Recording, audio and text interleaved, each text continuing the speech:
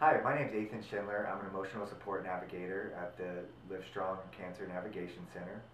And in honor of Mental Health Awareness Day, we wanted to do a video blog about counseling and counseling services.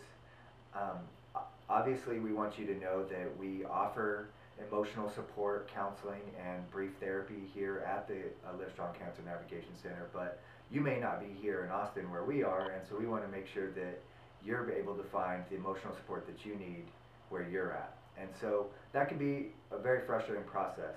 Being diagnosed or being affected by cancer, um, it brings about a lot of emotional needs, and it can leave you with a lot of questions about, do I need counseling?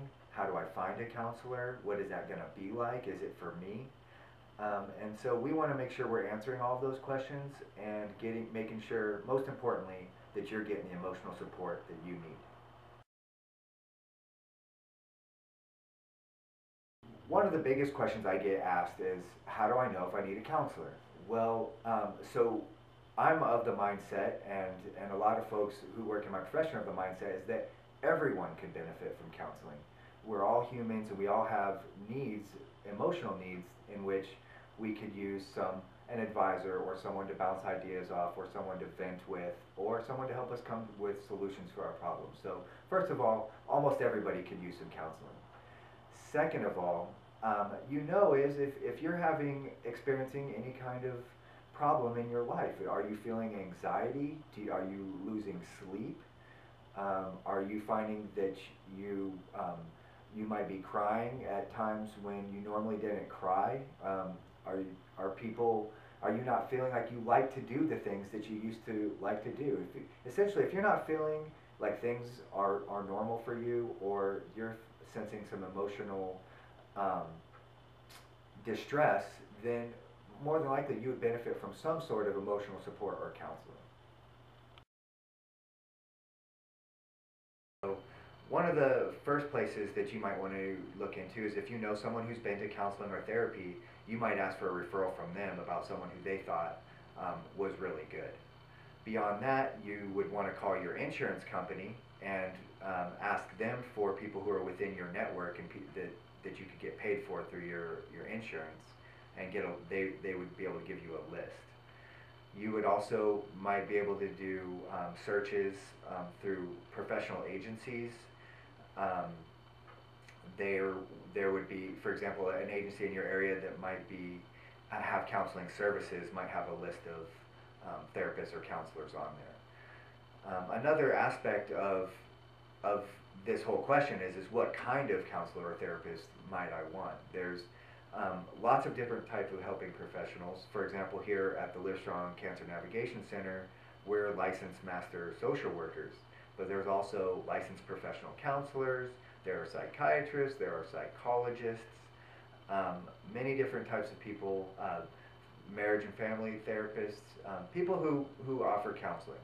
So you would want to look into what might be the best type of helping professional for you, and we're going to link in this video blog to a list of those types of professions so that you can look into those a little more, which I encourage you to do.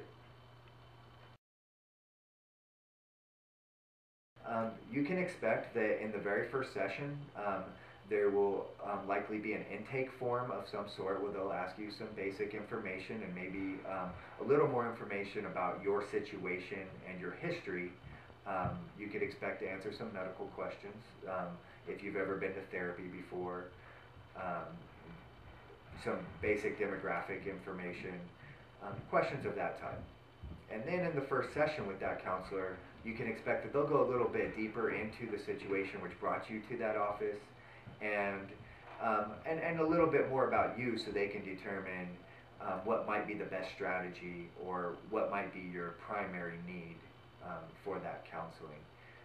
During that session, you should also be expecting that it's an interview of sorts between you and that counselor, and you should be determining, does this person communicate in a way that I like? Does this feel like a good fit? Do I generally feel like this person's going to be helpful to me? That's what's most important in a therapeutic relationship, and you need to feel good about the person you're working with. So expect to kind of it'd be a bit of a feeling out process during that first session.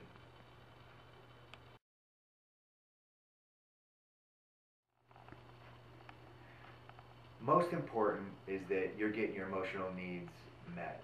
Remember that being affected by cancer, whether you're the person diagnosed, you're a family member, you're a caregiver, or a loved one, it brings about a lot of emotional needs, and it's not helpful to ignore those needs.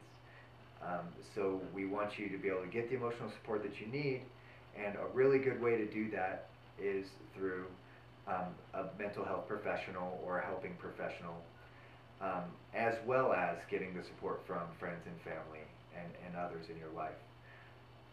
Here at the Livestrong Cancer Navigation Center, we'd love to be a support for you. We can help you either here in-house by doing emotional support over the phone, through email, and in person. We can also help you find someone in your area that you could go see in person, or support groups and things of that nature. So please contact us. You can get us through www.livestrong.org/get-help. You can call us at 855-220-7777, or you can come into the office here in Austin, Texas.